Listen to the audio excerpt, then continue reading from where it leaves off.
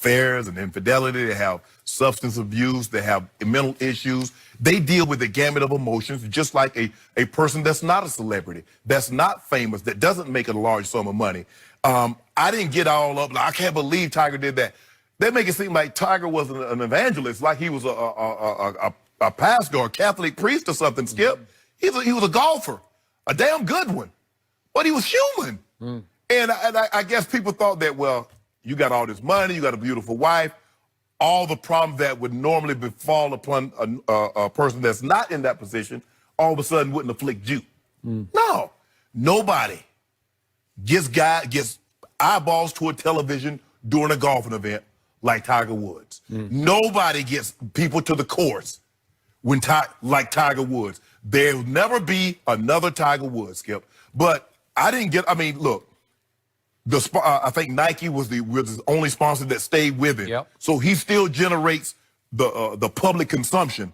He's not the endorsement behemoth that he once was. Because as Jenny read, a lot of them, you know, they went away. They did. And didn't Nike even give up golf? Like selling golf stuff for the most part, right? Yeah. They did. Even though they kept they don't yet. Well, they do apparel. Right. They don't do irons and golf balls and things of that nature. Yep. But Skip, for me, yeah, I look at Tiger the exact same way. A lot of people I cannot believe Tiger did this, and we know why. We know the crux of this, or why people fell out with Tiger Woods. Because I can assure you, in how long they've been playing professional sports, Skip, Tiger Woods is not the first athlete to have had an affair. He's not the first to have had multiple affairs. But he might be the first one that had a wife of the opposite race, and how it was viewed, I can't believe. So we know what that was about. But for me, he's still Tiger. I still watch him. That's really the only time that I'm going to watch a golfing event if Tiger's playing. He's not playing, Skip. Click. I hear you. Go ahead. I don't think Tiger's ever recovered fully. And I hear what you're saying. I don't think people expected him to be perfect. But his image that was painted out there for people that people... Who painted that? You? No, I'm just saying, like, in general. I don't know if it's his people, His Nike, people, or whatever. They promoted him this way. It was promoted as this wholesome guy. Like the perfect husband and father. Kids. You know what? And when you bring your kids out and you do all that stuff, people look at it, and I do believe. And then the details, Shannon. It's one thing if somebody steps out and maybe they have an issue and then why. The details are so salacious and so out there. Restaurants and the parking lots. This wasn't one affair. It was just. Well, Rob, you're talking about like he went to the bunny farm out in Vegas. But it was. It was just. Details I'm just were saying. horrendous in a lot of ways. This was far more than I could have ever imagined Tiger Woods being involved in. For me personally, everybody's different. So he's never recovered that image that I remember.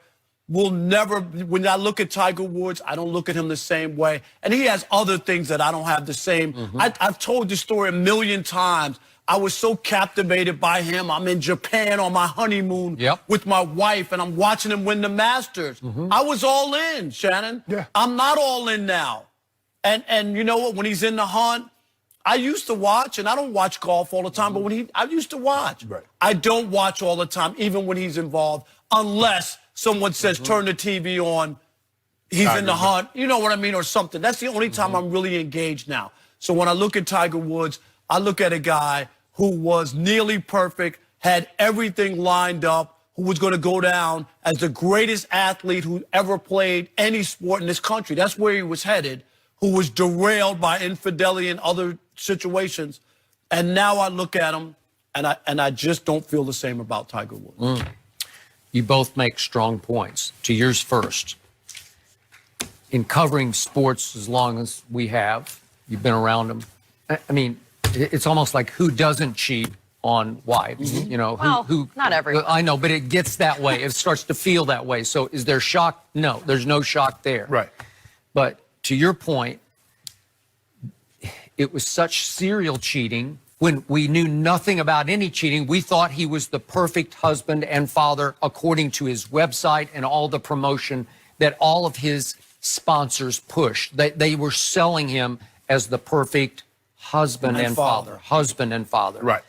And the details were so salacious that it even came out that he cheated on her in her house, and I think in her bedroom, as I recall, it's just so out of control that there was, I can only speak for my little inner circle of people, and obviously they're in my family, we're all white people, but nobody cared about the white wife. They just cared about the betrayal of, God, we trusted him and he betrayed us. No, he's really just being who he was. His father had a reputation for being the same way.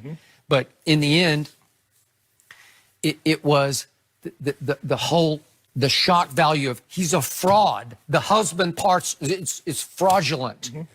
And yet, I just go on with that. It's like, okay, he's human. So, stop the presses, he's human, right? Yeah.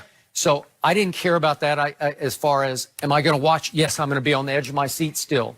But I'm with Rob about it psychologically derailed his whole career. Yeah, it did, yeah. It shook him to his foundation. He had to go to sex rehab. He had to do a big press conference. He had to do a mea culpa. Yes, I cheated. He went to say, Tiger was a freak. You don't need no rehab for that. Right, but he did. He did. And it was a big story that he went somewhere in Mississippi to some rehab center. And we saw pictures of him lurking outside, you know, like, with the hoodie on. I don't know, like with the hoodie on. Okay. But the point is, when this happened, 10 years ago, he had 14 major championships. He now incredibly has 15, and the one that he won was the all-timer. Like, I didn't see it coming. I still can't believe he won the Masters. Yes.